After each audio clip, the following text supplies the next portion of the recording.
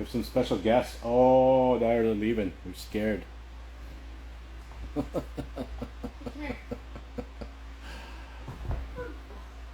can tell it's live because there's Noah and Megan testing it out. How is it?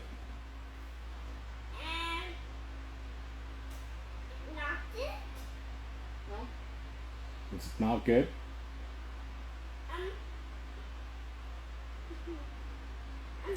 He doesn't know what he's doing. Not as fun as he thought it Say hi, everybody. Hi, everybody. Don't lick the screen, man. Why? Tell us. Russell, how are you? Noah's 4 and a meatball. Aren't you? I'm not a meatball. I'm number 4. And you are sport daddy. I'm what? You're sport daddy. I'm spaghetti. That's the line. You know what? Hands off. That's right. You can start pushing buttons all over the place. Oh. All right, we're waiting for Patrick. I don't see Patrick on here. Let me see if I can invite him. Oh, if you're gonna touch stuff, then I'm gonna have to hold you. Oh yeah. Oh. You gonna be okay? No. Oh yeah. There he goes.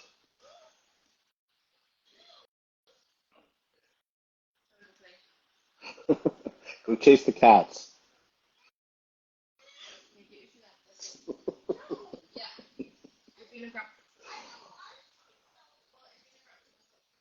See you, buddy.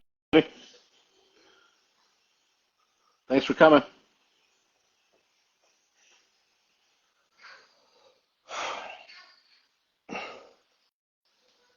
There he goes.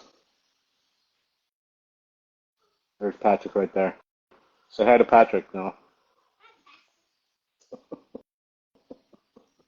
Jimmy, how are you? I don't keep up on baseball because it's not really my sport. How are the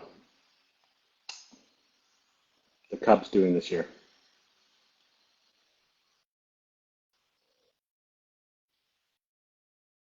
Oh, it says you're unable to join. Let's see if I can try that again.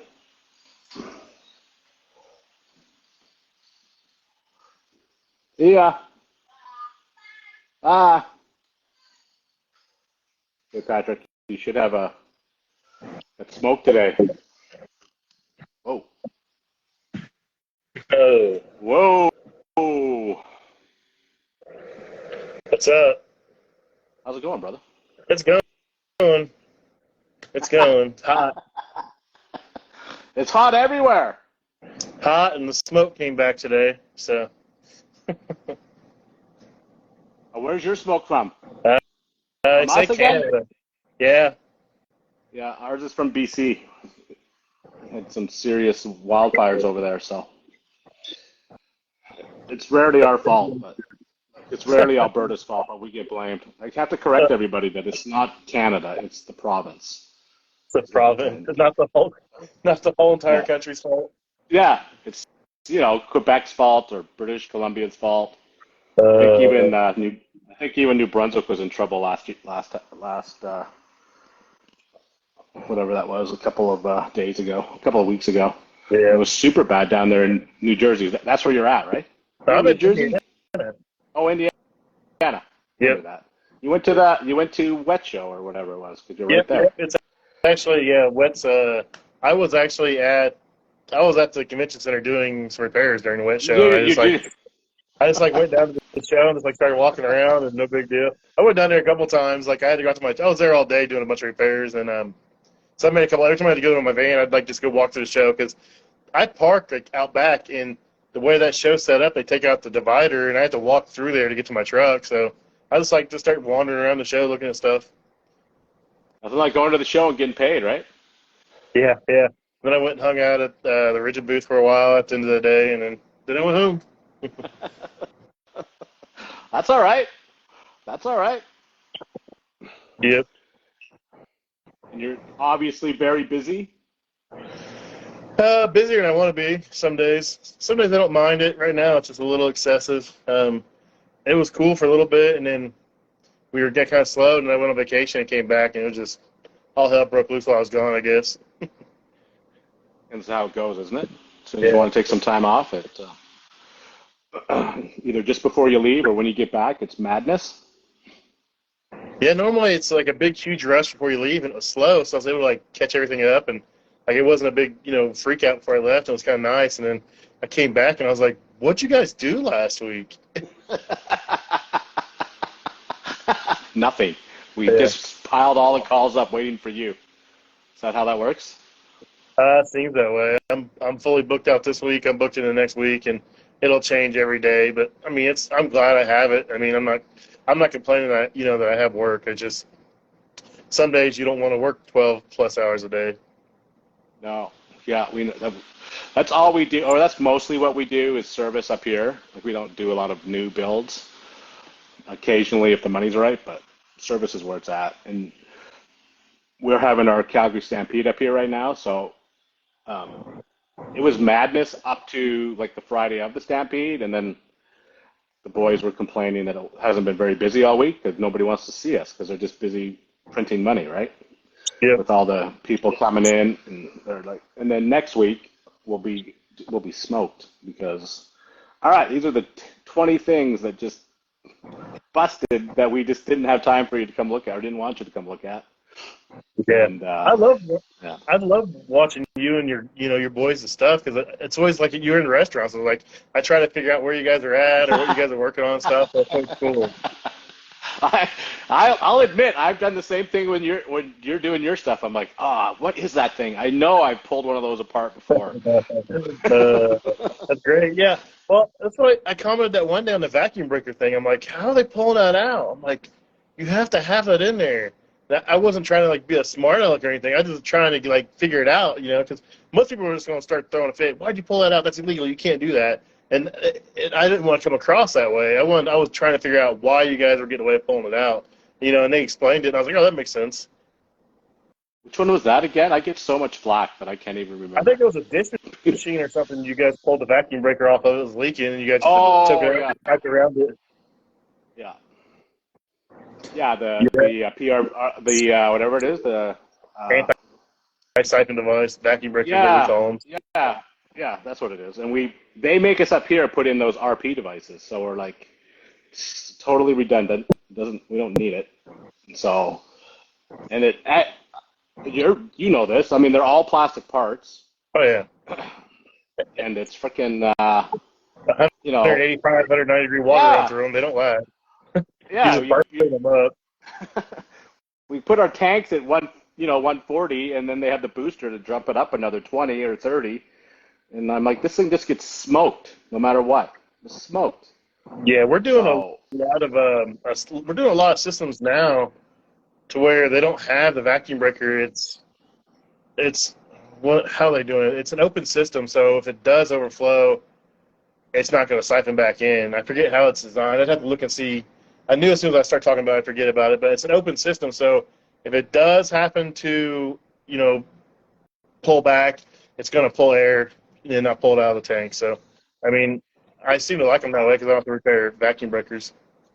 Is that the one with the, like it has the bath, I don't know, the tub in the bottom of it where it pulls the water from like the almost reconditioned water, like it tries to recycle it a few times? Yeah. Yeah. We did a couple of Denny's last summer, new ones, and when they deliver those things, I'm like, whoa, I've never seen one of those before. So we hooked it all up and then ran it through a few tests and did the same thing. I'm like, oh, that's super cool. Yeah, so we're running into a lot of them now where they're actually fed with cold water. So they actually have a heat exchanger up the back. Yeah, it's a heat exchanger, and what it does is when it's done running the rinse, it pulls the steam across that radiator, and that preheats the water before it goes into the booster tank. And they just feed them with like tap water, cold tap water. And it works. I'm amazed. And it's always like the sort of the game that you play or that I see on that is like it's super awesome technology until it breaks, right? Oh yeah. And those little they're DC fans. They're just DC axial fans, and they burn up, and they're like, it's a DC axial fan, and it's not like one you can just get anywhere, and it's like $300 a Yeah. piece. You have to get it from the manufacturer because it's sealed and everything else. And it's like there's two of them in there, and they're $300 a piece. And they don't know it till they're both broke, and then they're down, and it's like, well, yeah, I can fix it, but it's $600 in fans and another $400 in labor. Sorry, guys. Yeah. I've literally been thrown out or asked to leave people's houses when they have that DC motor, or that ECM motor that are in those furnaces up here all over the place, and it's like $1,200. They're like, get that, like that is, you're just gouging me. I'm like, oh, you can shop around and call me back, and more than half of them call me back. I'm like, yeah, can you come fix it? Because everybody else is like $1,800. Like you almost buy a new furnace for that. All in the name of efficiency, right? That's what I mean, that's the snake oil they sell, man. Like it's how it is. You've gone to those seminars or those training, and without calling anybody out, there's been no less than 4 or 5 of them are like, listen, this will get you back in front of the customer, so it's a good thing because you get to sell them your labor, and you get to service the machine, and you get to bill them. I'm like, my customers hate. I mean, I get it, but they hate that. If I'm in there, nonstop. Yeah. Yeah, dude, I have a hate relationship with ECM motors. So right now, I got some customers where they're going through energy audit stuff, and these guys, they come in and they go in like the walk-in cooler or the walk-in freezer, and they take out the fan motor that's in there, and they put an ECM in there, and then they put these little paper, like 3-blade plastic fan blades, and they're not the right size. They're too small, and they don't move enough air, and it just causes freeze-up issues because it's not moving enough air all the time. And I go in there, and I'm like, "Do you guys have ECM come in, an energy audit?" And they're like, "Oh, no, no, no." I'm like, "Yeah, you did." I was like, "How long have these been in here?" "Oh, about 6 months." I was like, "How long have you guys been having problems?" "Oh, about 6 months." I was like, "You see a correlation here?" I was like, "I can fix that." I said, "But all the money you paid those guys to put those in is going right in the trash can." And most of the time, they're like, "Oh, we can't do that." I'm like, "Well, you're going to pay me to come out every, couple months and thaw it out, or you can just pay for a little bit higher utility bill. It's actually going to move air and, cool your product." And I don't mind them the stuff that's actually engineered for it. So be it. Besides the motors being so damn expensive. Yeah. But when you try to stick them on a 12-year-old evaporator or something, it's just not going to work. No, it's like you say, we're kind of in that. It's an interesting time because lots of that stuff's being upgraded, and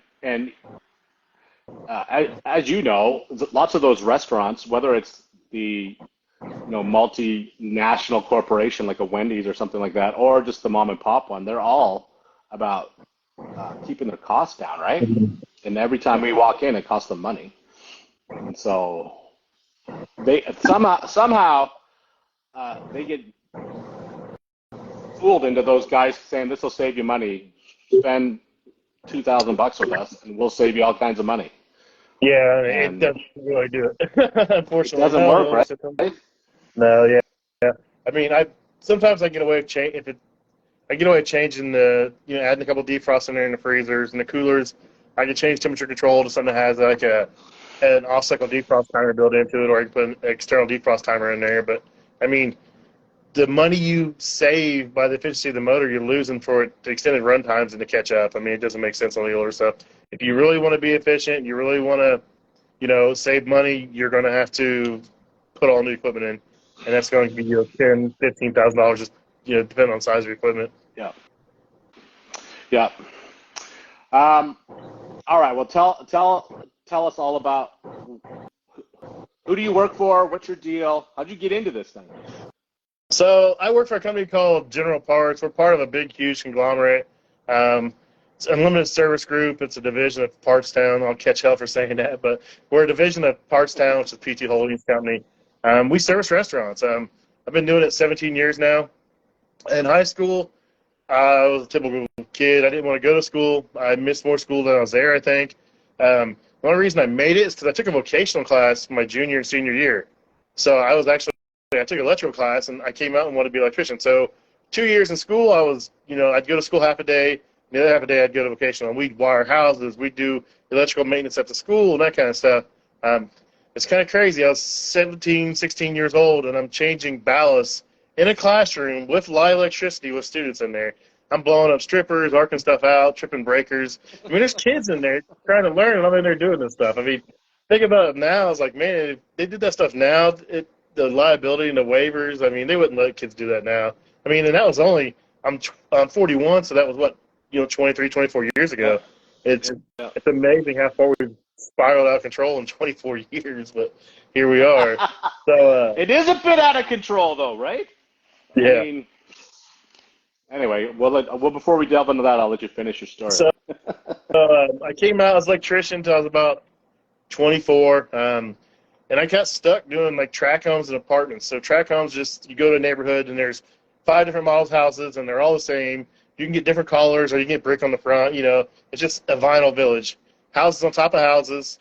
And then I was doing apartments and it was the same thing. It's just boring, repetitive work. And my stepdad, the guy that raised me, the guy I called my dad, he did HVAC. He's owned an HVAC company. He went to work for a company that does what I do now, and they got bought out by a big conglomerate, and he didn't want a part of it. They got bought out by Ecolab. So he left, and he got me a job before he left, taking over his area. So I came in, and I worked for that company 3 years, and I only did hot side. I didn't have any refrigeration experience. I had my EPA card because I wanted to do refrigeration, because I was always told the more you know, the more you're worth. So, that's what I tried to do. EPA is just it's a certification so you can proper handling your refrigerants. You can buy refrigerant, that kind of stuff. Yeah. So it's a certification. It's pretty much a history test. What year they've made, stuff like that. How to properly reclaim refrigerant, how to properly handle refrigerant, how to not vent it, that kind of stuff. So that's what your EPA card is here. So I worked for like 3 years, and I wanted to do cold side. I wanted to learn refrigeration. I was bored doing hot side. It's a repetitive thing in my life. If I get bored, I will leave. That's just how I roll. Yeah. So I wanted to do refrigeration. I was told no. I made him enough money doing hot side. I wanted to raise. I was the youngest guy there, but one of the most productive guys there, and the lowest paid. And I wanted to raise, and I just got to run around. So I ended up leaving. I went to a company, gave me like $6 more an hour, promised me the world. We're going to train you for refrigeration, HVAC, we'll take care of you. Just come over here. They were starting to service some restaurants that need someone with experience. And I went over there, and, I got my van, and I was like, okay, so how are we going to do this refrigeration training? They're like, shit's on the truck, figure it out. I was like, oh, man, I messed up.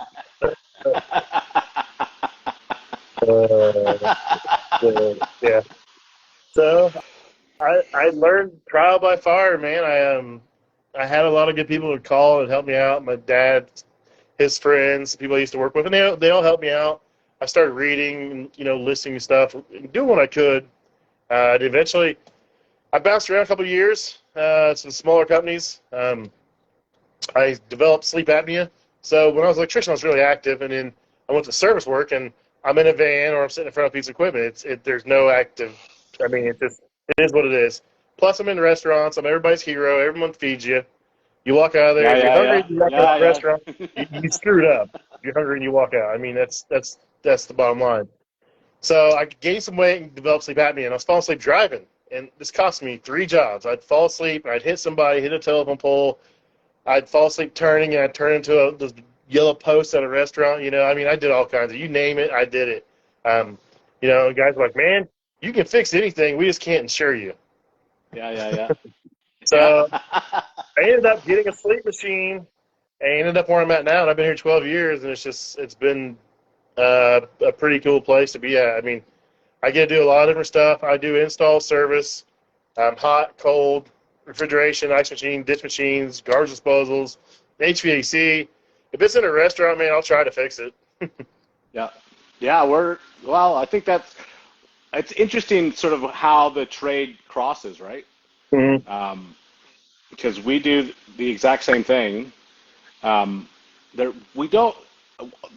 The companies that service stuff up here are kind of like LDI, which I don't know if you have down there. Anyway, they're really specific to the type of the piece of equipment. Like there's companies that'll fix the coffee maker. You know what I mean? Or Ecolab that'll service the dishwasher, but they won't touch anything coming to the dishwasher or leaving the dishwasher. They'll fix the internal part, like the gears, and that's about it, right? Yeah. Of that stuff. So, we've come across thousands of situations like, can you fix this? I'm like, I think so. And you do the exact same thing you just said. Crack open the internet and, do some, I certainly have the basics down, so you can sort of expand it from there and fix just about anything.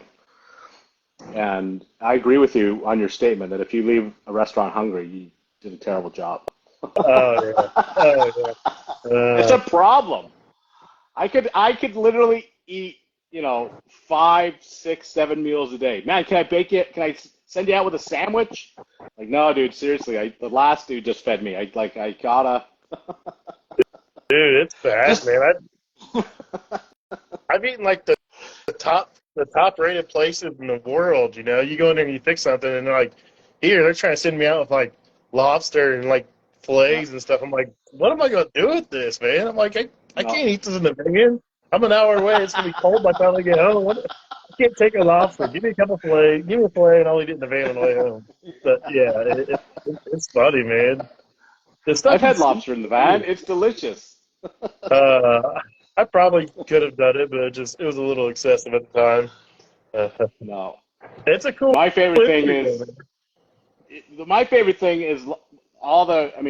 We know all the chefs that work in the restaurants, and so they all have their own, kind of like we do in the trade. They all have their little pet projects type of thing, and they're like, dude, this is my latest sandwich. I want you to try it out and let me know how it works. Tell me what's good and what's bad about it. And so, I've been the big guinea pig of just, dozens and dozens of different ideas. I'm like, that's not really my thing, or this is fantastic. Yeah, it's crazy what those guys can come up with, man. I'm fascinated by watching other people work. So that's why I love like Instagram. I watch guys like you do stuff, and people do HVAC. I love just watching people work, and I catch myself at these restaurants, like especially like a 5-star restaurant where the plate is perfect and it's like art. I'm watching this guy work, and he's like, "Are you hungry?" I'm like, "No, I'm just watching you work, dude." I was like, "It's art." I was like, "I love seeing how this comes together, man. It's cool." Yeah. Yeah, as you know, the plating is like a whole, like they spend just as much time as you and I do on training their staff how to plate everything right and make it look so it's just looks as good as it tastes, right? Yeah, it's definitely an art. It's an art to it, man. So it's fun. I don't know what I'd do if I didn't do this. It's a good fit. It's variety. It's always something different. And I meet a ton of cool people. These people in the restaurant, they're some of the funniest people I've ever dealt with in my life. I made a post one day on Facebook, and it got taken the wrong way. I was like, what are these people, what kind of money do these people make in these restaurants where they're covered in tattoos, elaborate tattoos up and down their arms, everywhere? I'm like, and I was just curious, and like people got mad thinking I was like making fun of them and downgrading them because they had tattoos. I'm like, no, I was like, I find this extremely interesting. I'm like, how do they do this? I'm like, it's not like that. It's like I have friends or chefs, like I talk to them on a regular basis. I've met through work. I'm like, no, it's no disrespect meant at all. I was just curious how the heck they afford this because I can't afford it, but I'm also building a big dumb barn and all kinds of other stuff I do. So, listen, I too am fascinated by the tattoo industry, just given the fact that when I grew up, like it was a taboo. Like if you had a tattoo, like you were either in the gang, like you just got out of jail, and I honestly, I don't think I could even think of a woman that had a tattoo when I was a kid. And then I started going to the gym back in whatever that was. I was about 44 when I hurt my back, and I said, I got to frickin' start working out or this is going to go downhill quickly. And they were like, obviously the world had changed, and they're like, everybody's got the sleeve and the leg sleeve and the back all done. I'm like, what? And I did some research. I'm like, there's like $10,000 in tattoos on your arm, bro. Like, it's crazy. mm-hmm. Like, some of them are awesome, but some of them I'm like, whoa, bud, that's I want to slow that down a bit. Did your buddy do this in your basement or something? There's like, well, even some of them are like very cool, but you're like, that's pornographic, man. How do you show up at your mom's house with, you know? Yep. In See it fact, all in the I restaurant. we had when I had all my guys way back in the day, 15 years ago. It was a policy that I made that said you can't if you have tattoos on your arms, you got to wear long sleeves because we're going into people's houses. We don't know whatever. And, some guys have like skulls or, topless women on their arm. I'm like, dude, you can't. Like, that's just. And I don't think I could get away with that now. But I had one guy that was so mad about it that he went out and got Jesus done on his forearm, with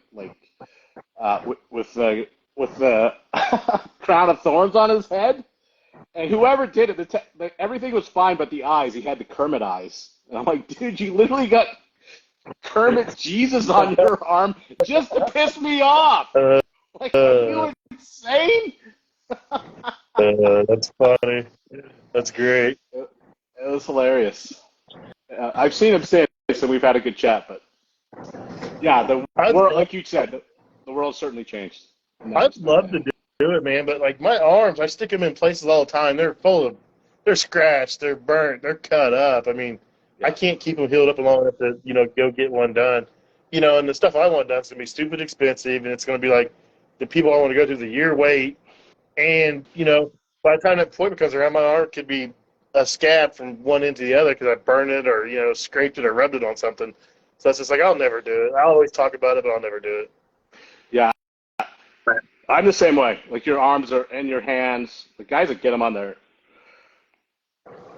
like I don't even know how long you'd have to. It'd be like a month, right? You'd have to not have anything on there, and then afterwards let it all heal up. I don't get it, man. Anyway, guys on the palm of their hands, like, how do you get a tattoo on the palm of your hands and do this work? That's crazy. You work. like I don't know. They built up their vacation or something and then left, which I don't. Anyway, like you say, I don't understand it. And that's not a criticism of what's going on. I just don't get it. Really. But that one bit. I mean, I think it's cool, but I just can't do it. No, I agree. Like some of them are awesome. I'm like, wow, that's amazing. And like everybody else, I suspect I follow Joe Rogan and some of his stuff, and the tattoos that like the artists that he sort of shares on there, like those guys are like they're masterpieces. Some of those things, like it's art, like legit. You're like, whoa, that is crazy. Yeah, I don't know how they can make it look so real. Have you seen? It's like those blackout ones that it's all black and then they're like the design is all shadow or whatever. I'm like, that is incredible. But what would that cost? 20 grand? I don't even know. I don't know.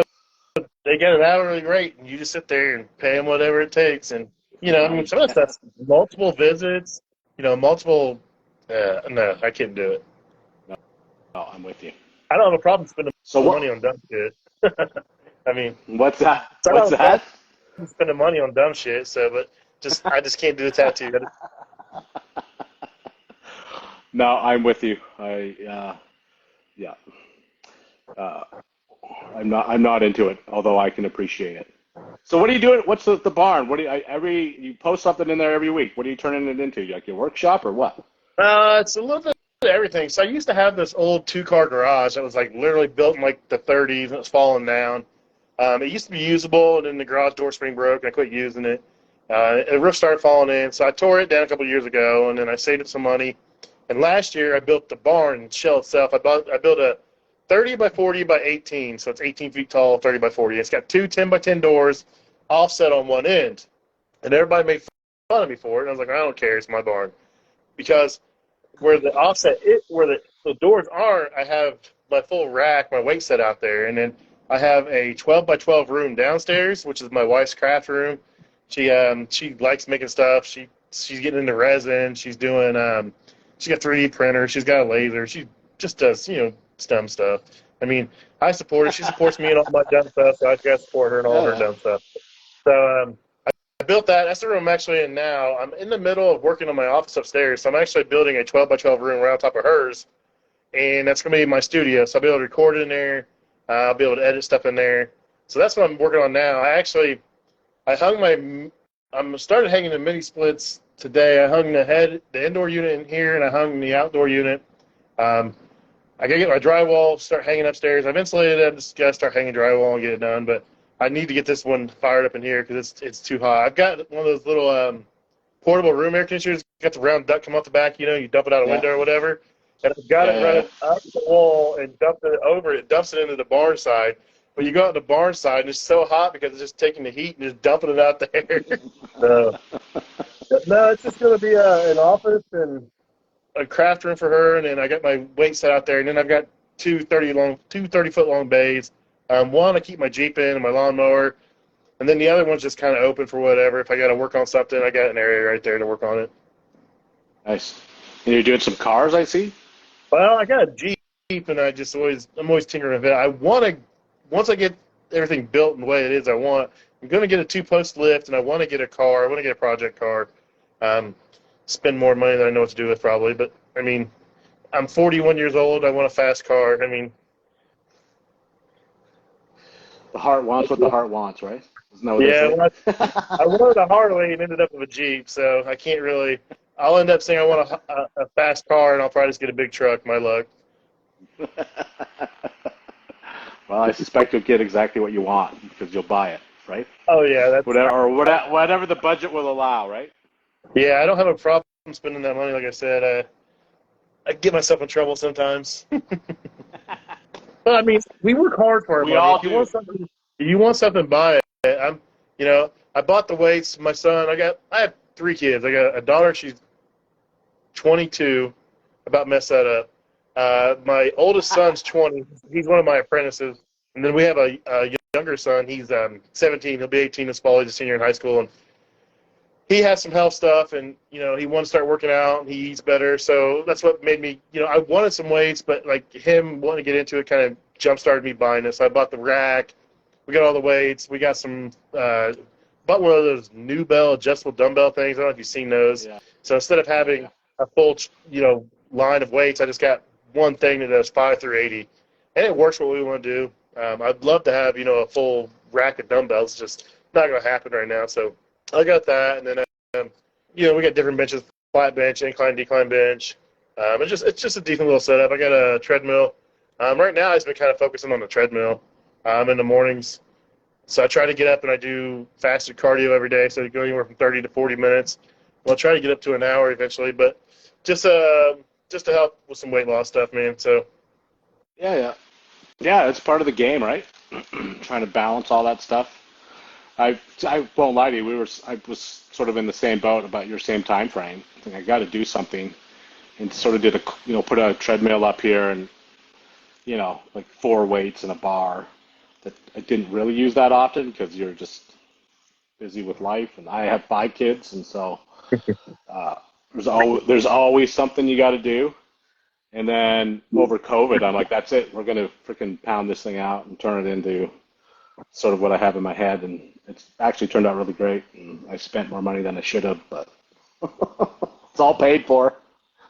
yeah, you got a really nice setup. I always, I see your stuff. I'm like, man, he's got all kinds of cool stuff. So, Yeah. I'll probably end up getting some more stuff. I don't know. I built up, and I should have built out too. When I built it, I should have built a little bigger. So what I'm probably going to do is on the backside, I'm going to build a lean-to and use that for storage and move like all the lawn stuff and lawnmower and everything out there.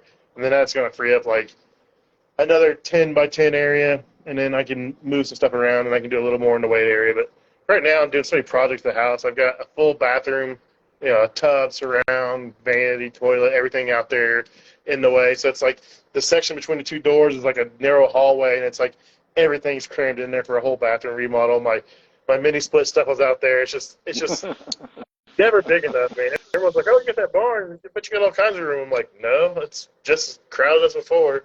No, you know this, and I certainly learned it that if you have the space, you'll fill it.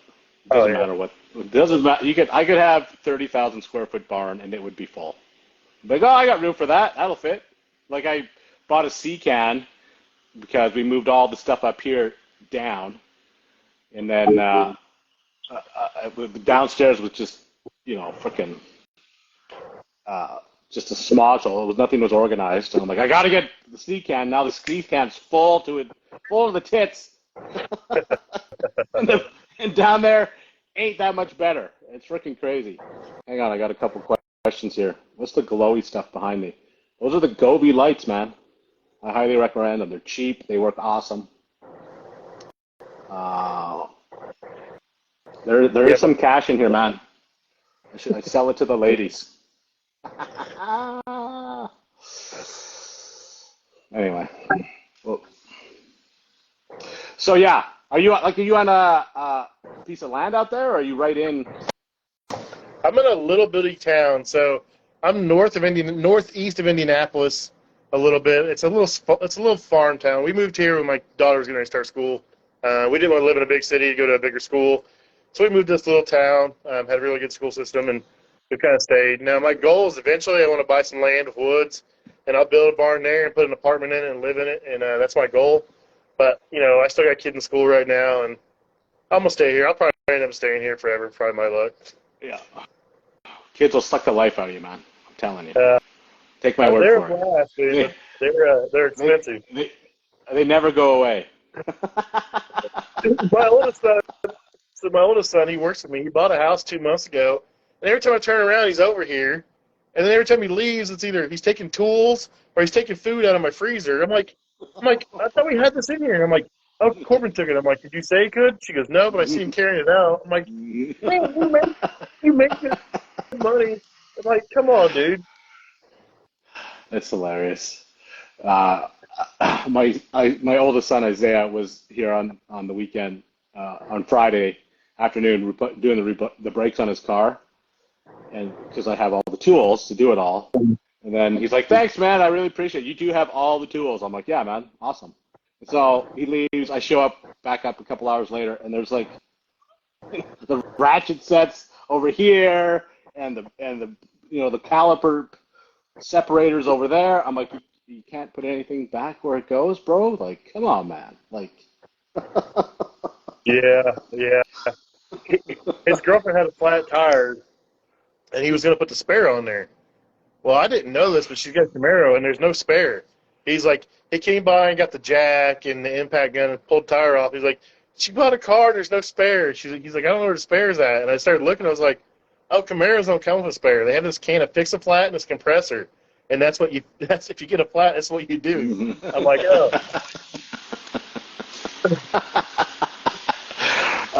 Yeah, the Camaro's for picking up chicks. That's the end of it. I don't know if that even works anymore, does it? I don't know. Chick picked him up in it, so.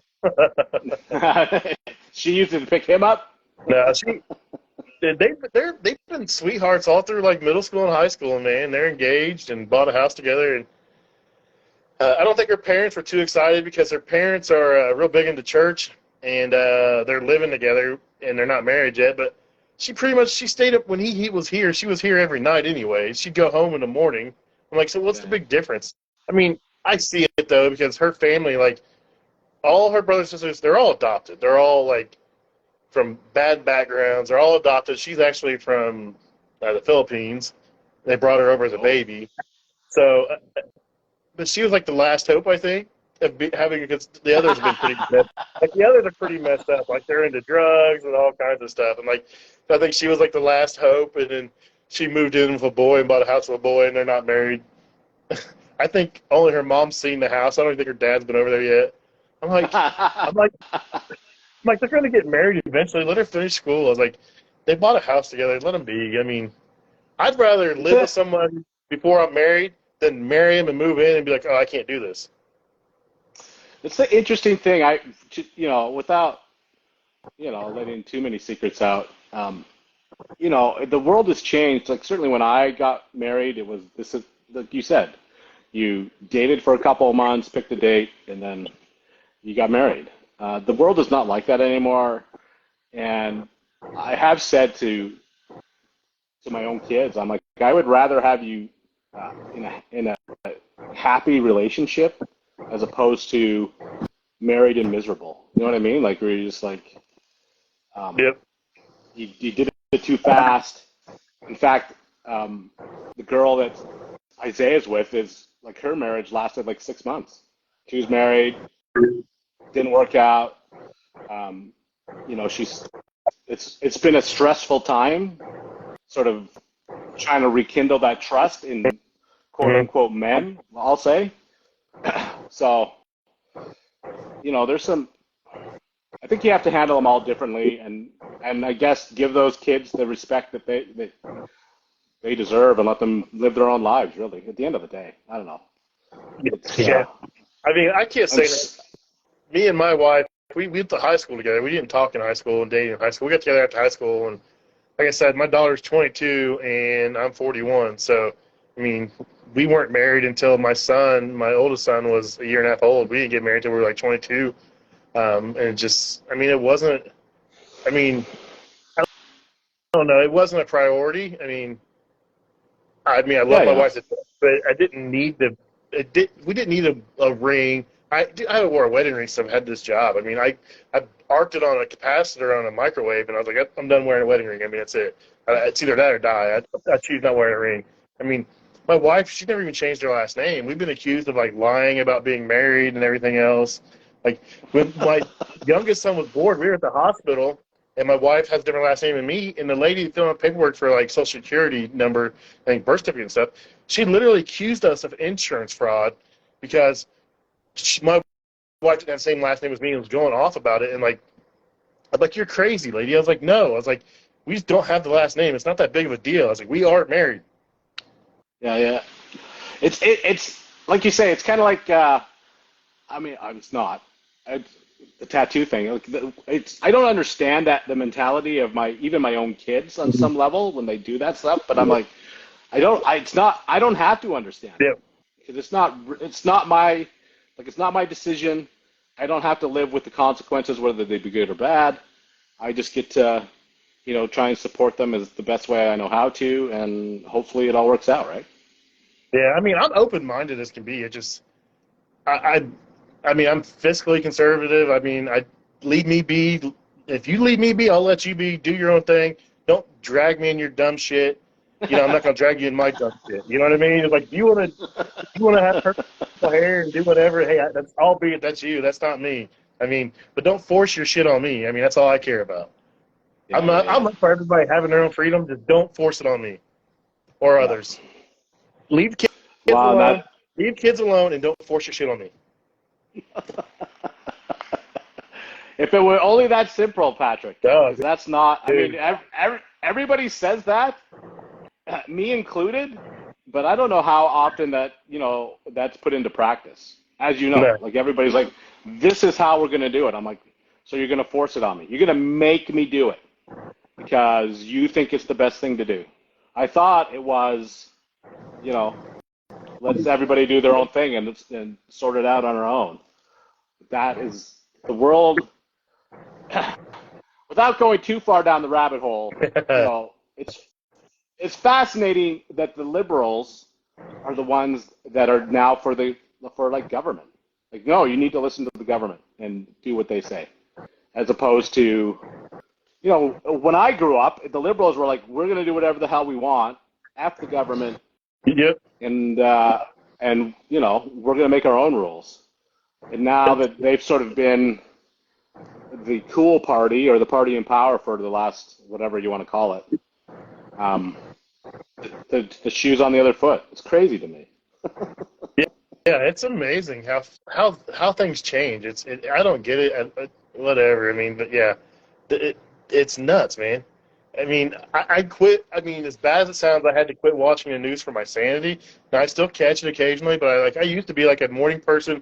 I'd turn on the news, and when I'm getting ready, it was on in the background, and I just, I had to stop. I was like, I don't even watch TV at all anymore. I mean, I'm done with it. It's, even the stuff watch a movie, and they're pushing an agenda, pushing something on you. I'm like, this is absolutely stupid. Yeah. Like, why does everything have to have a hidden agenda or have this tied to it? You can't just have something that's entertaining. It's always, pushing something, and it's ridiculous. You know what? I don't know if that's always been the case. Certainly advertising has always been part of it. I think they've slicked up their ability to sort of slide those themes in where they want to. Mm-hmm. But like you say, I think people are catching on to it. Where they're like, listen, man, that's not cool. Like, I just want to watch. In fact, it's interesting. No matter what side of the debate you're on, that the NHL this summer came out and said, listen, we're not doing Pride nights anymore. Like, we're done.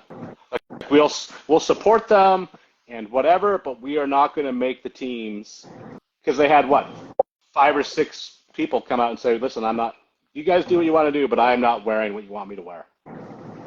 Yeah. And so they, one of the 4 major sports, I realize it's hockey, so, it's not football, but they're just like, no, we're out.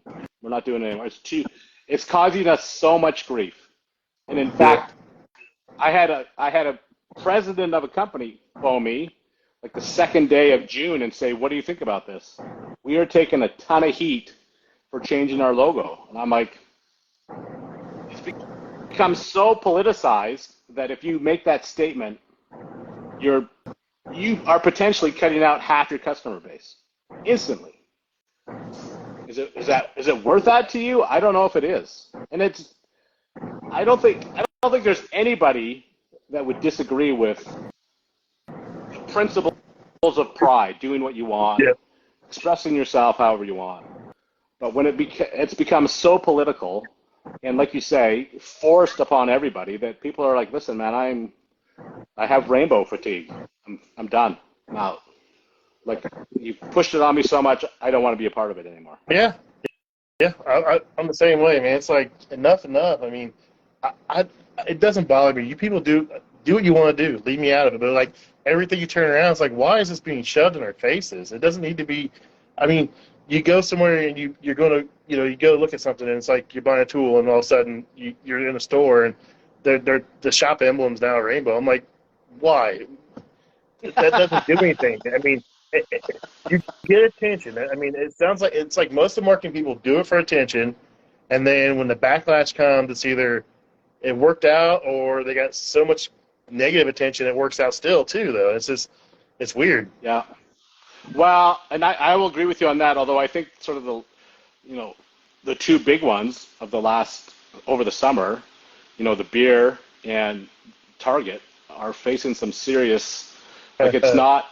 We used to say any publicity, good or bad, is publicity, right? But I'm not sure that that's exactly the case anymore. I think that. What's that? So I think the tide is starting to turn on that saying. I do think so. Like, they're like, this is not good for anybody, and so now we need to rethink our strategy of just, scoring a couple of points. I promise you, I had like 15 people send me my own emblem in the rainbow, saying, dude, you got to post this. And I'm like, dude, I'm not posting my Instagram emblem in rainbow colors, because it just, you know what I mean? I don't. It's not worth the backlash from my point of view. No. I mean, I'm not against it. Like I said, people are like, if you don't do it, you're against it. No, I'm not. No. Do your thing, man. I have loved ones that are involved in that stuff. If something came out and my kid wanted to be involved in that stuff, that's fine. That's you. I'll respect you. Do what you got to do. Do you. I'm not here to judge anybody. That's not my role in life. My role in life is to provide for myself, my wife, my family, and that's my role. So if something else comes in, I'm not going to let it affect that. Yeah, I agree. I couldn't agree with you more on that. I'm here to support and provide. Yep. And certainly as my kids get older, my role as provider is diminished because they can provide for themselves, but my role of support increases exponentially as they bring on their significant others and kids and all the rest of that stuff. It's my job just to be like, hey, we're here for you. Whatever you need, let us know. We're happy to help out any way we can.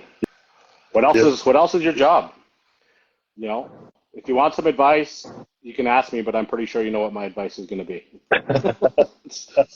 Yeah, pretty consistent. I always crack up watching your stories. Like, you'll roll through some some conspiracy stuff, and it's like you never know it's going to pop up on Baker Plumbing story. It's always a good time.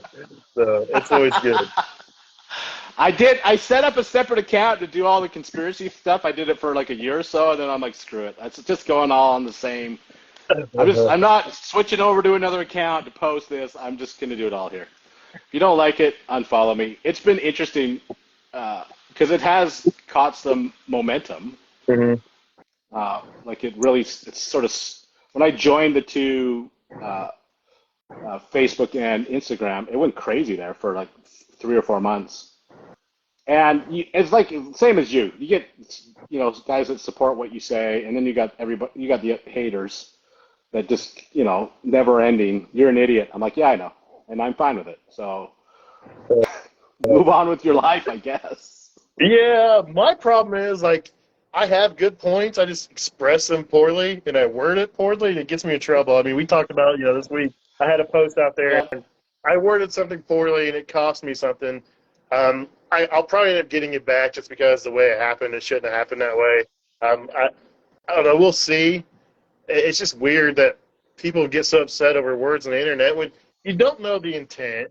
There's no emotion behind it, so you don't know what's going on or why they said it. You just take it how you want to take it. So if I say I'm mad at Baker Plumbing and I'm joking around, someone's like, well, he's mad at Baker Plumbing. I'll be mad at Baker Plumbing. Well, it's just a joke that Baker Plumbing sent me a bag of dicks or something. You know what I mean? So I'm mad at Baker Plumbing because he pulled a joke. I mean, and people don't get that. I mean, they don't take the time to say, well, what's this person going through? Why are they saying this? Or what's the feeling, the thought behind it? They just take it how they want to take it, and then you're either a good guy or you're a bad guy. And it's just the internet's as good as it is. It's fun. It's how it goes.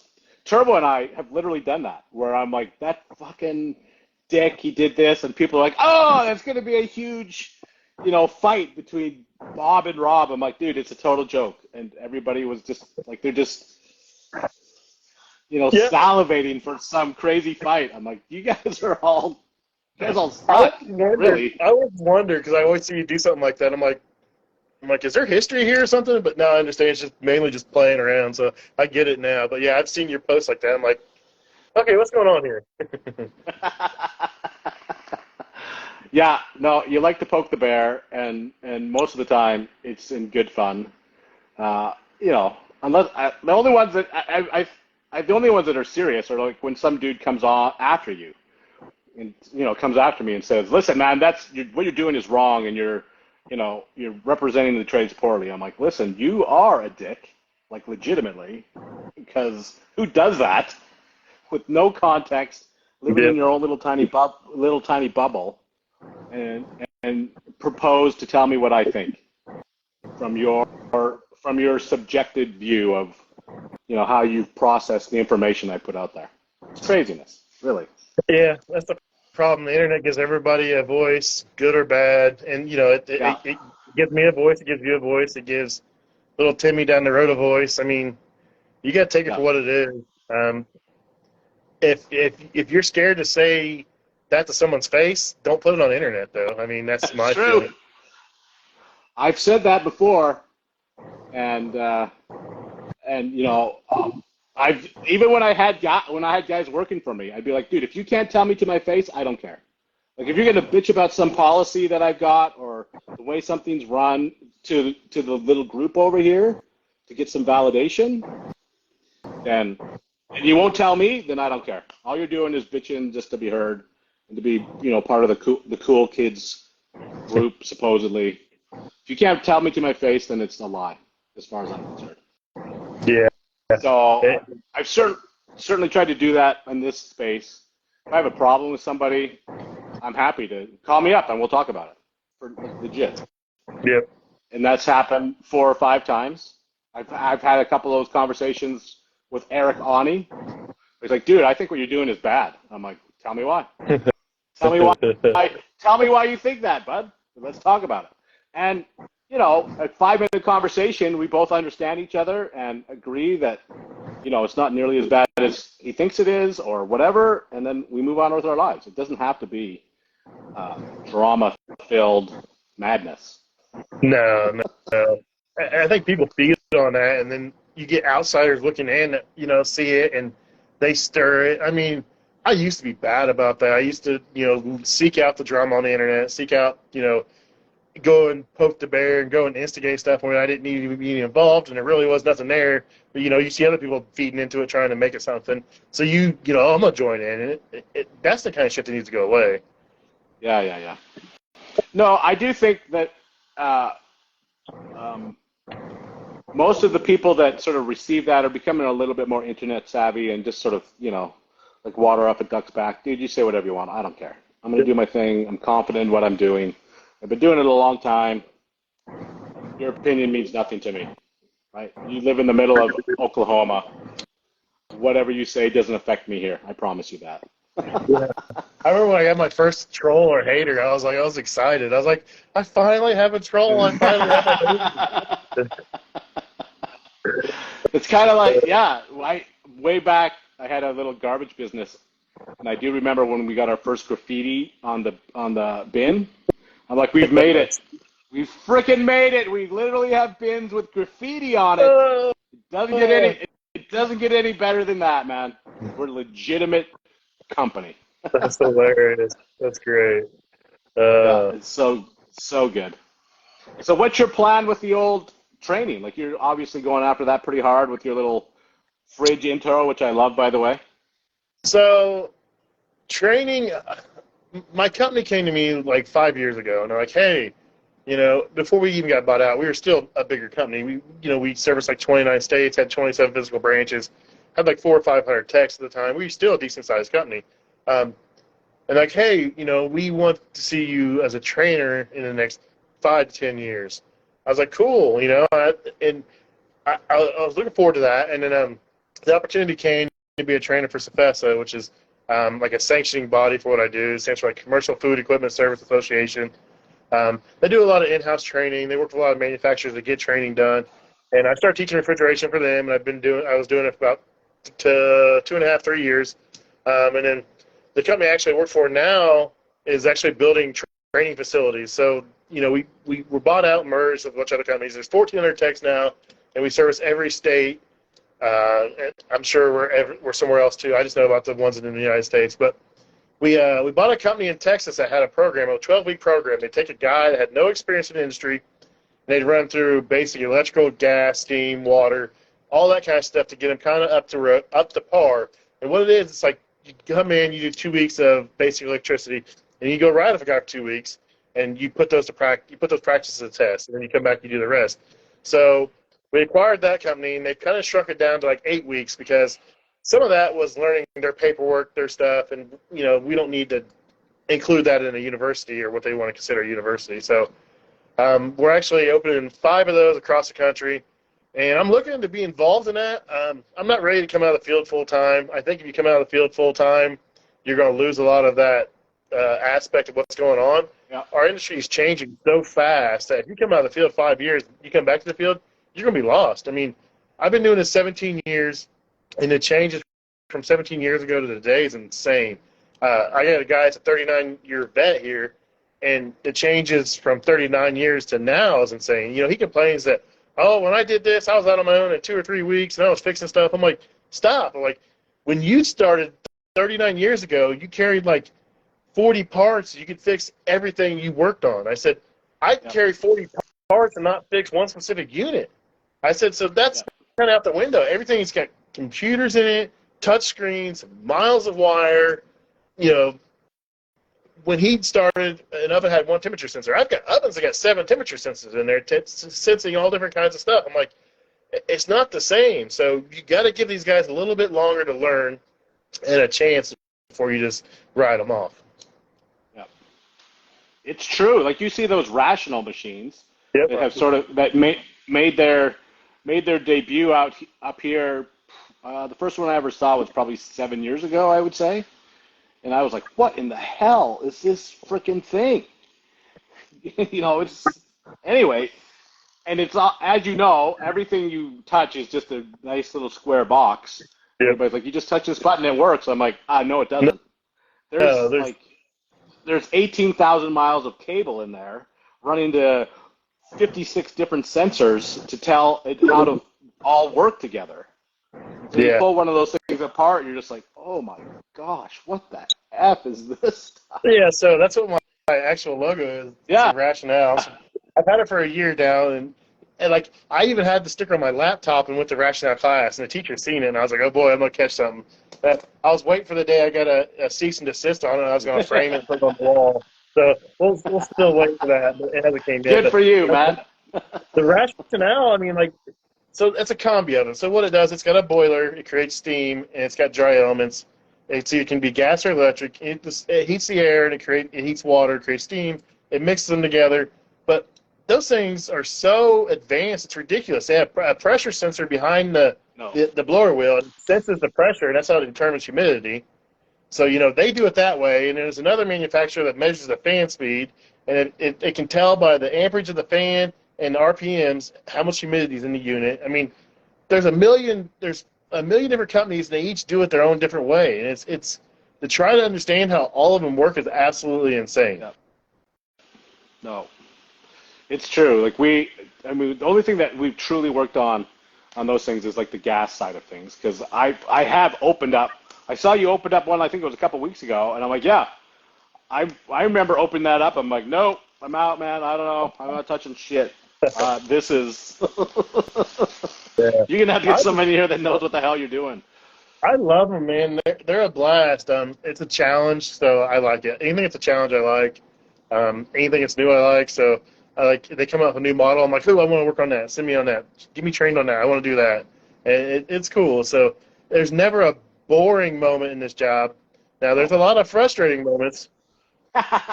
Exactly. Dude, I've been out to a restaurant, and I walk out, I'm like, I have never seen this thing before in my life. I was like, I don't even know how to turn it on.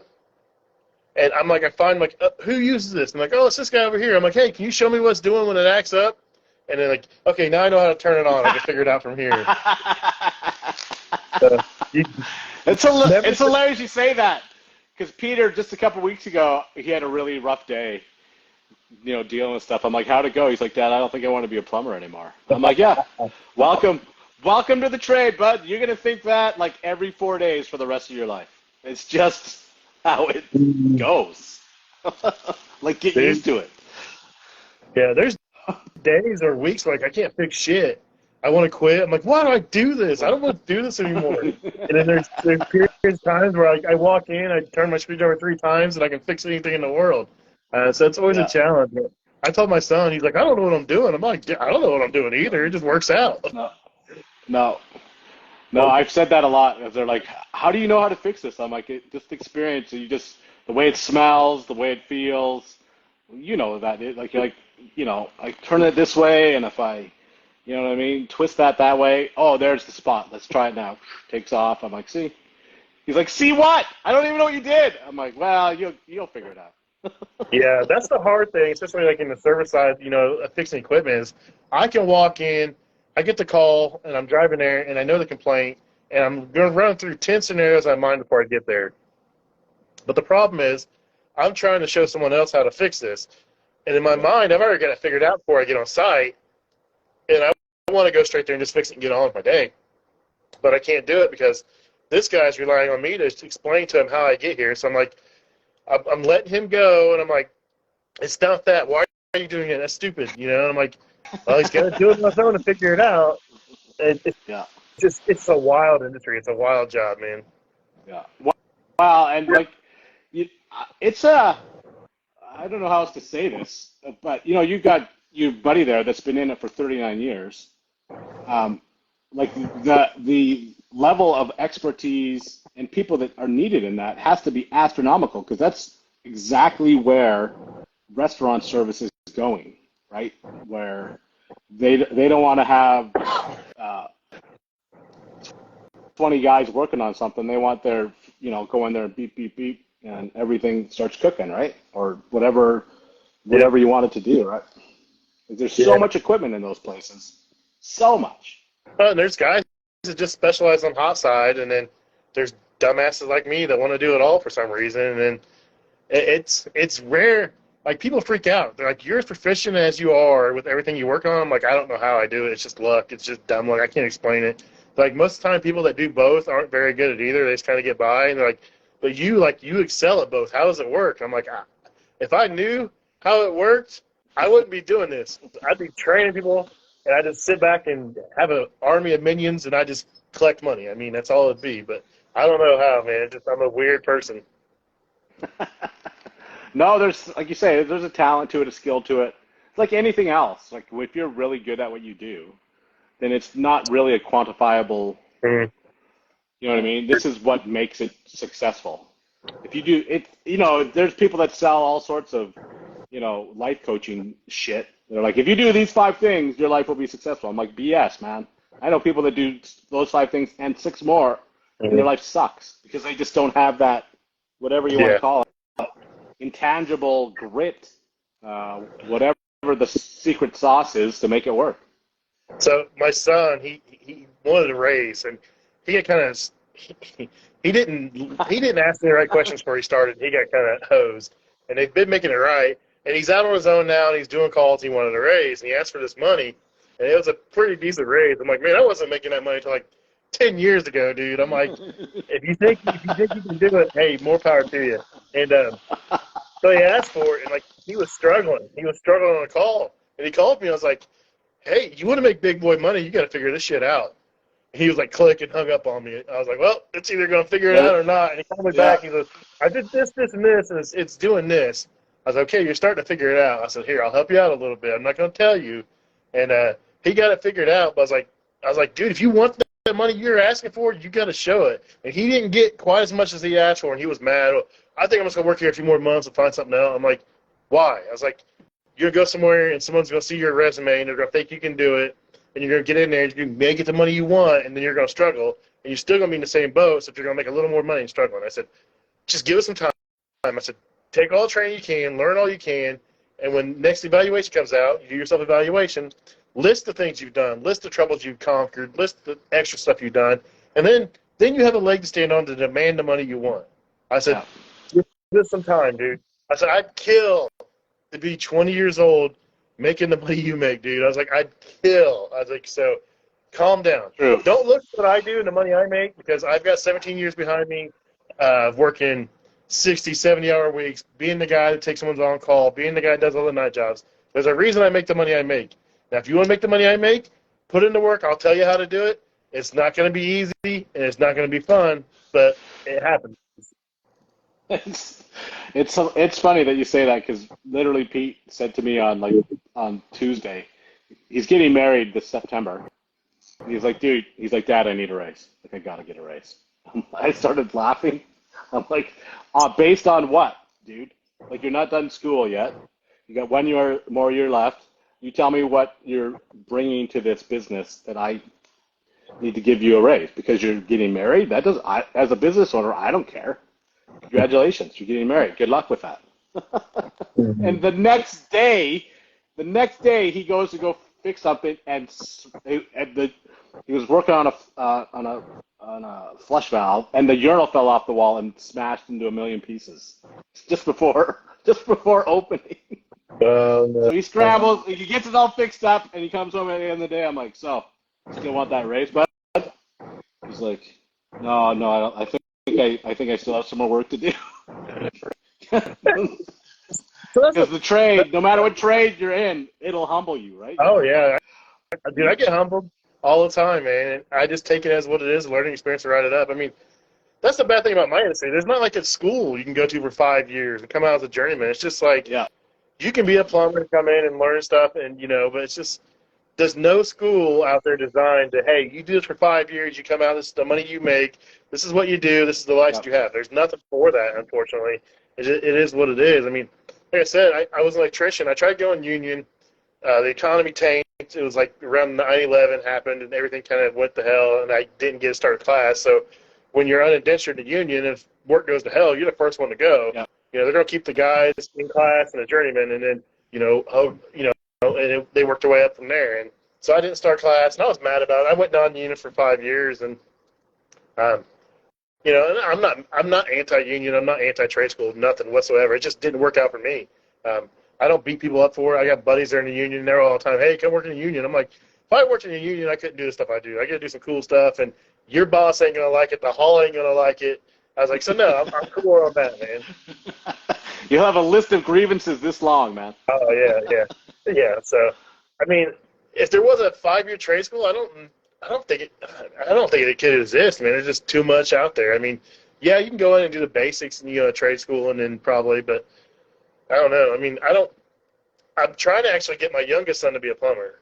Like, be a plumber. Go do the 5 years, come out, get a journeyman, get licensed, and then, let's say that my other son, he wants to go on his own eventually, and he wants to own a business. Like, your brother could be a plumber.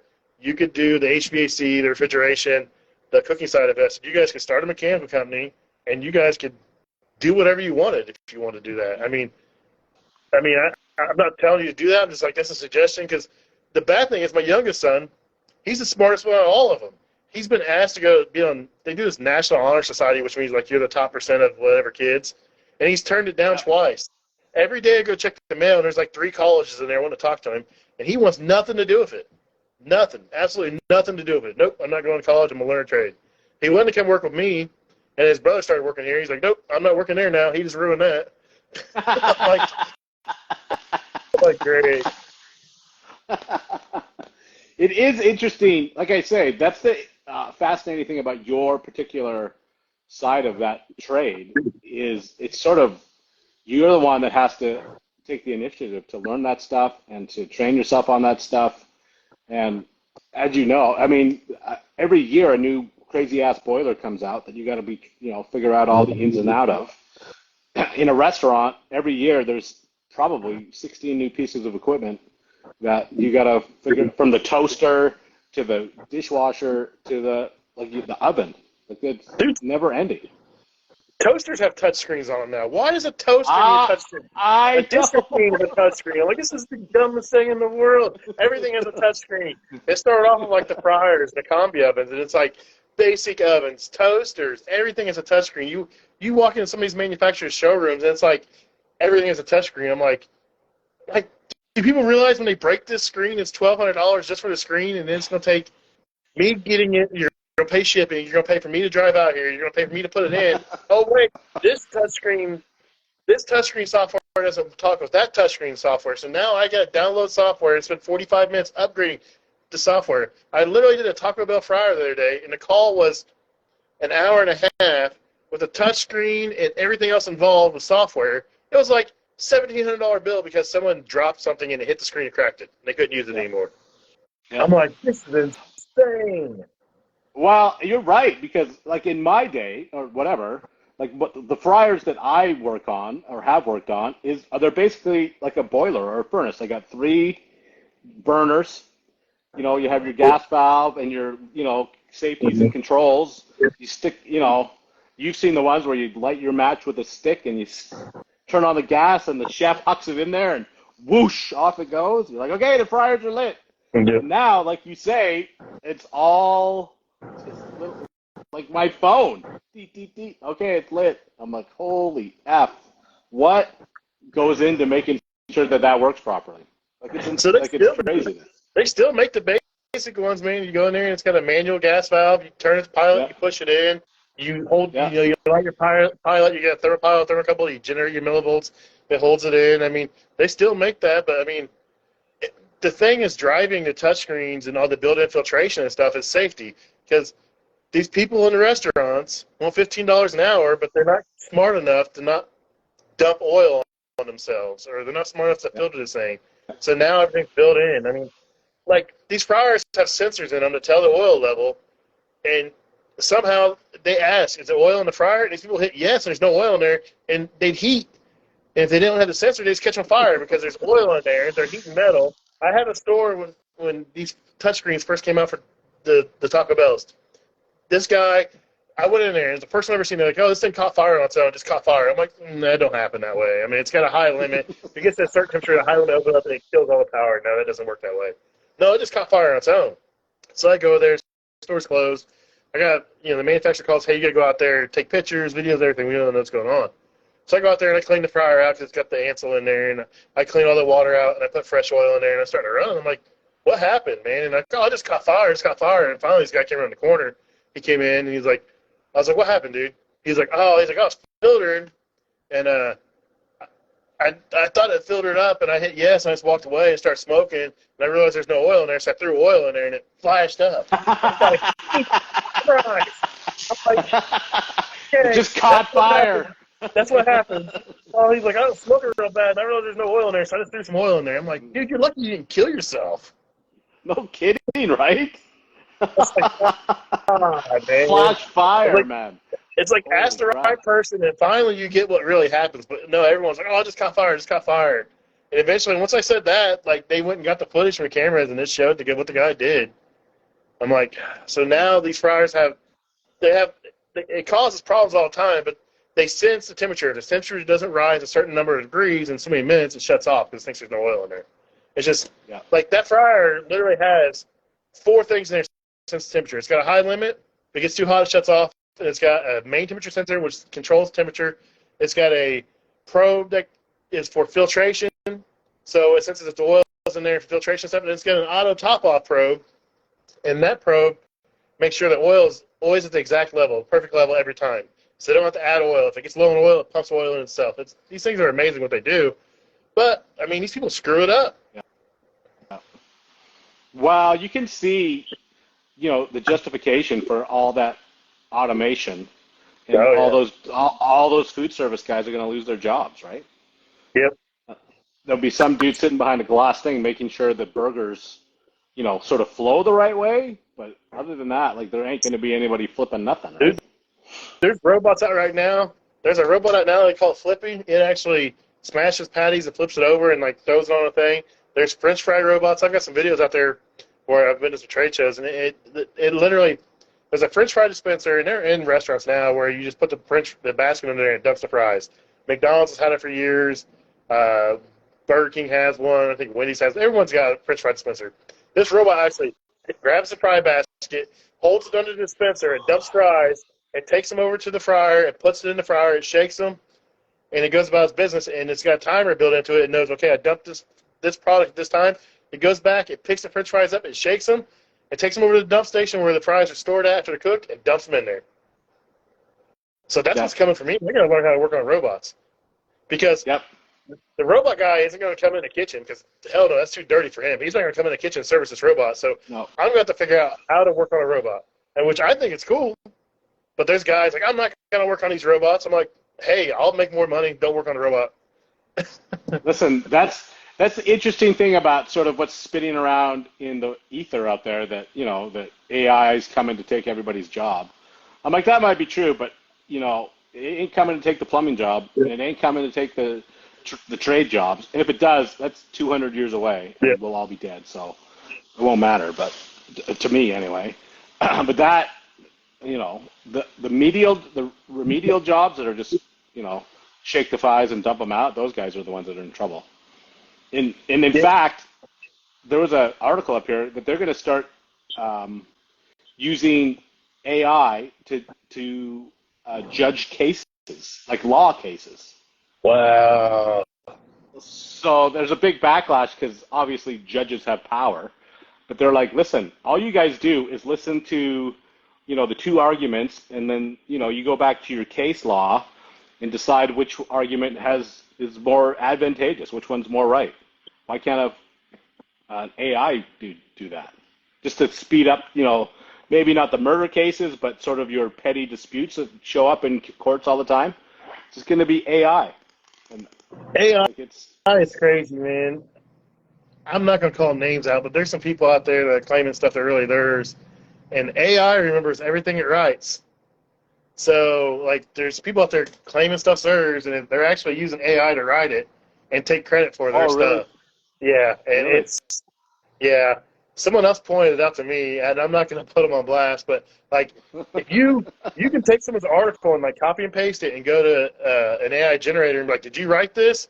And it'll tell you the date and time it wrote it and everything. It knows everything it's done.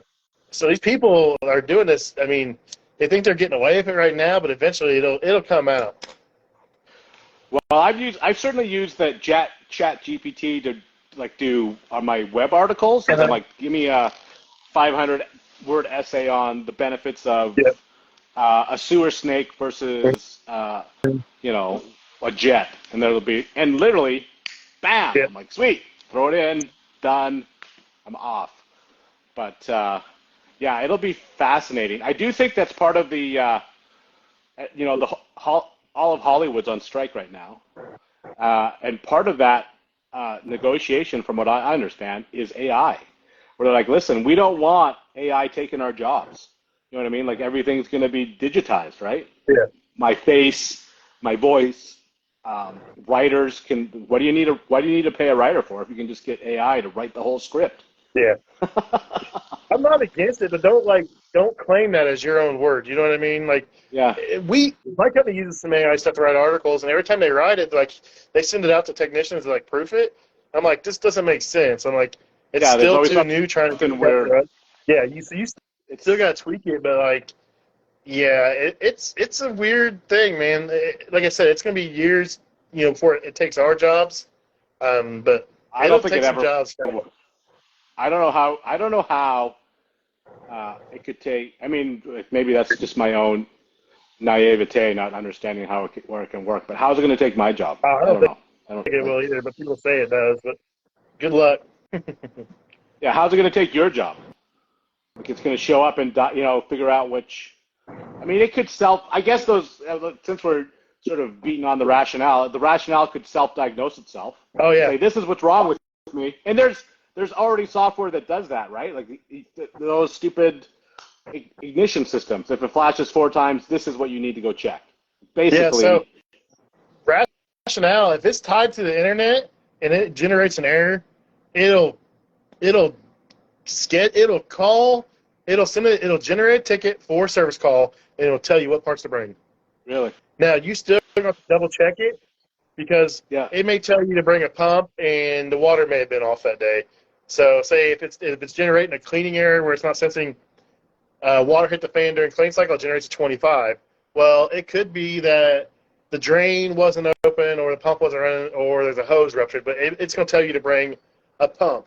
Yeah. But there's a couple other things it could be. So it's not 100%, but generally when that comes across, they'll tell you to bring a pump, this hose, and drain valve. Yeah. Because that's the top 3 things it's going to be. So you're going out there already with the parts to fix it. Now you still got to double check it because it's not 100%, but there's several companies that do that already as far as like the combi ovens. yeah. Well, they're doing the same thing in the boiler world. NTI literally says, here's your repair kit. It has everything that you're going to need to repair it. It's hooked up. It does the exact same thing you just said.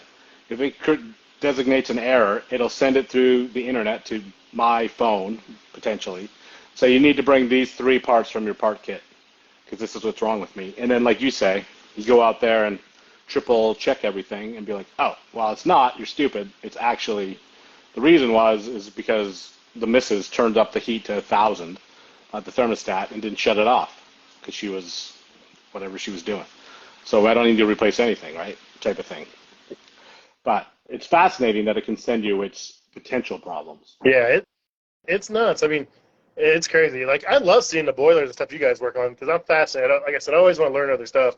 If I didn't make the money I'd make now, I'd go do another trade in a heartbeat just because I always like learning and seeing new things. And, I see these boilers and stuff you guys work on, the combi boilers, the heating boilers, the tankless water heaters and stuff, the indirect fire stuff. I'm like, this is cool. I mean, it's neat. And then, the layout, the piping and stuff like that, it can be pure art. And, some of those guys, some of it's amazing. And I don't understand. My problem is I don't know who they get to pay them to do that stuff because it takes like it's craftsmanship. I mean, it's craftsmanship, but it takes time to do it, right? Yep. I mean, good for those guys. They're obviously better salesmen than me because they can dude, this is a $150,000 boiler job. Sweet. All right. Well, we're gonna make it look like the sexiest thing you've ever seen in your whole life. And some of them, you're just like, wow, that is amazing. Yeah. The work that they do. So. Yeah, I don't get it. I mean, I'd love to do it, but it's just, I'd probably do it and hate it, so I don't want to start over. No, I think you're in a good spot. speaking of good spots, have we missed anything that you were dying to talk about? Any No, I think conspiracy we covered theories? everything. No, but I'll lay out some conspiracy theories. It's been a while since I've dove into some. I always just find it funny. You know, the V, people dying from the V and stuff like that. I don't get that. People want to argue the science behind. I'm not for it. If you got it, my wife was forced to take it because she's in healthcare. They pretty much forced it on my son because he's got an autoimmune disease and he regrets getting it. He won't get any more boosters. He followed that bodybuilder that just died from it, and he was like, and he straight up said, same thing everyone else said. It's from that. I mean, Well, I mean, I posted that thing, and it got lots of comments. Some of them were like, "Listen, man, whatever the correlation is not causation." I'm like, "Listen, I'm not saying anything other than clearly this guy was very attuned to his body. Like that dude was an Adonis, right? Oh, yeah. Like just that was his job. He's looking after his body. He looked fantastic. He knew. I mean, I don't know when I got my blood work done, a couple months ago because I turned 53, but I haven't got my blood work done, in probably 25 years. So, you know what I mean? Like he's getting it done every freaking month. Well, See that what's guy, going on in there.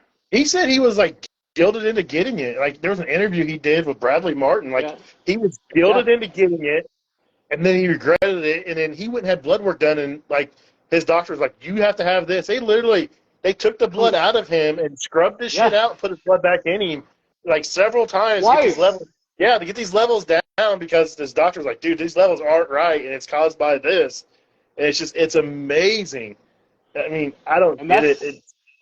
He died from an aneurysm, right? Yeah. Like his clot in his brain, which is, whatever. I mean, that's what he died from. So where did that come from? I don't know. I mean, you can say whatever you want. And I don't think anybody's ready to have that, like, real conversation of this is what happened.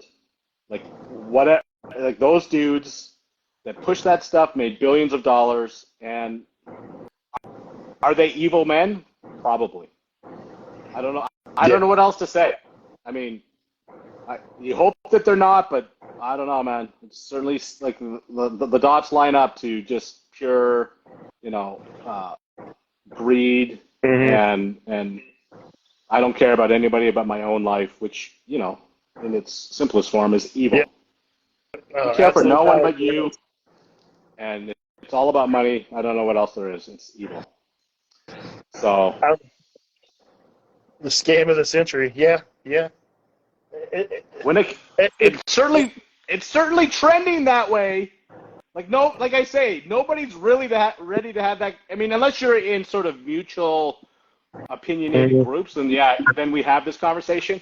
But in the public space, nobody's really ready to have that and say, yeah, no, you're right. I've got friends that have loved ones that died from it, and they say the same thing. They're like, it's, he died, but, he was overweight. He already had, congenital heart failure. He had so many other factors that he couldn't fight it. I mean, I'm fat, dude, and I was scared, but I just kept going to my work. I kept doing what I was doing. I didn't succumb to the pressure to get it. Oh, you're overweight. You need to do this. Hey, if it's my time to go, it's my time to go. So be it. I mean, true. And so you didn't feel like they didn't at your company didn't say you have to get this? Nope, they never did. That's good. Like we had some like there was nursing homes like if you're not vaccinated you can't go in. And I'm like, I'm not going. And then we did work at Eli Lilly, which is one of the biggest drug manufacturers in the world. Their headquarters are based in Indianapolis, and you go there and they were like, you got to show a card. You got to show your vaccine card. I was like, no, I'm not doing it. They're like, were you vaccinated? I'm like, that's none of your business. They're like, well, do you have a card? I said, I'm not vaccinated, and I'll never be in here again. Fuck off. I'm leaving. That's what my first thing to deal with. It sucked working there because you had to carry your tools a half mile. They made you park out in the back of the parking lot. You walked a quarter mile into the building, and then when you're in the building, you had another quarter mile to go to because they wanted you to go through security. But, the dock's open, and you can walk right through the dock, right to the kitchen. But, no, you had to go through security. And just, like, hey, whatever, I don't work here anymore. The guy that does it's getting ready to retire. And I'm like, you better find someone else that's willing to show a card and actually be vaccinated to go in there, because it's not going to be me. The line that I said through the whole thing when people are like, "Are you vaccinated?" I'm like, "How could I not be?" And they'd be like, "Okay, come on in." Like no one actually, like you were. It was the same here. You're supposed to have your little passport and all QR code or whatever. I'm like, I forgot. Are you vaccinated? How could I not be? Okay. I'm like, You know, if I was feeling sick or if I'd been sick or around someone sick, I wouldn't go into the nursing homes. I'm not going to put anybody else in no, danger. I mean, just no. have some common sense about it. I mean, that's all it was, is common sense. It's just amazing that the flu disappeared for 2 years, the common cold disappeared for 2 years. I mean, that's... Eradicated. Yep. And now it's back. Yep. And the explanation I've heard from people that aren't ready to have the conversation are it's because we're not wearing masks anymore. That's why the flu's back. I'm like, oh, okay. That makes perfect sense. Dude, the face diaper. The face diaper. I used to get in so much trouble. Put your mask on. I'm like, this is a piece of cotton that's on my face. It's not stopping anything. Put your mask on. Dude, I caught it on planes. We flew to Vegas, and you had to wear your mask, but when we came back, it was lifted, and you didn't have to wear your mask on the plane. I'm like, so I'm flying to Vegas, and I put your mask on. I'm like, 3 days, this rule goes away. Well, it's still rule for 3 days. I'm like, it's 3 days away. What's the difference between today and Thursday? It's a date. Nothing. I'm not wearing nothing. It knows when it's up, so it's gonna go extra efficacious to get you in the next 72 hours. You probably had the same thing here. Like, you had to wear masks until you sat at your table. I'm like, okay, so as soon as I sit down, the vaccine's like, oh, he's sitting. I'm just gonna, or not the vaccine, the virus is gonna be, oh, he's sitting. I'll leave him be. As soon as you stand up, though, man, you're back in the game. He's eating. He's eating. Yeah, take a break. Time out. He's eating. Let him eat. It really is. Like, when you say that stuff out loud, right? Like, that is madness. But that is how, 80% of the world felt for 2 years, and enforced it without reprisals. Do this, or you're a bad person. Oh, and they were rude and disrespectful and mad about it. I mean, the amount of people that would lose their shit over it. I'm like, if it works so well, you use it. Leave me the fucking alone. Oh, sorry, leave me alone. We say fuck on here all the time. It's fine. I still get amazed driving down the highway and I see a person in their car by themselves wearing a mask. It's coming back. Like, I've seen more people wearing masks over the last couple months than I have in the previous 6. Like, I don't know what, and in Canada, the government has just come out and recommended the next round of boosters for everybody. I'm like, how is that still a thing? How are you still, enough people are willing to do it that it makes it economically viable to put that out there and have people take it? That's crazy. Because bananas to me.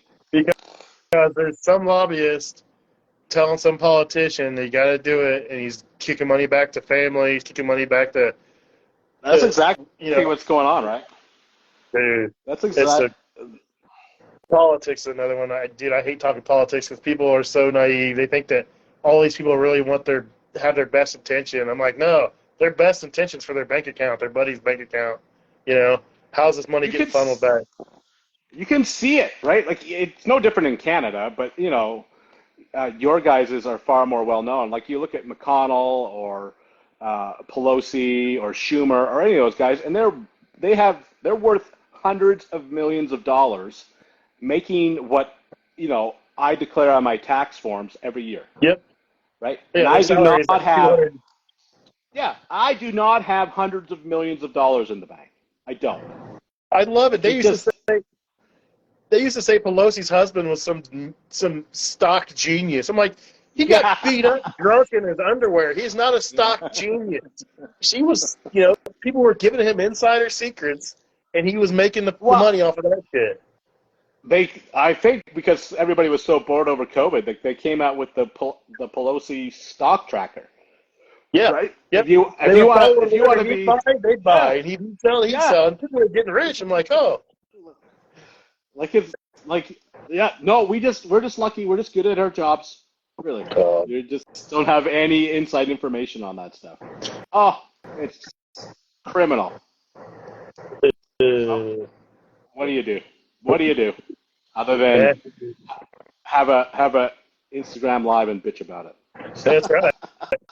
No, I appreciate you having me on. No, it's been a blast. I love what you do. I love, seeing you work out and, the conspiracy theories and you guys fixing stuff, you and your boys. It's always cool to see it. So I appreciate you having me on. No, I feel the exact same way. I wish you luck with your YouTube thing. How's that going?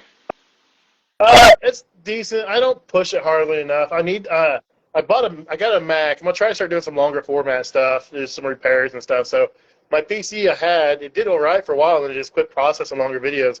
It was over like 8 minutes. It wouldn't render. It'd just die. So I got a new computer. I'm gonna start trying to do some longer format stuff. Mainly it's I stream the podcast there, and then it's there out to find it. I do some dumb shorts and stuff. I just feel weird making dumb short videos. I do it, and it's not funny. Occasionally, I'll have one that takes off. Like I made a video complaining about my golf cart breaking and tearing it apart to find the hub stripped out. I saw that. And it took off. I had almost like 100,000 views. I'm like, how the hell does it have 100,000 views?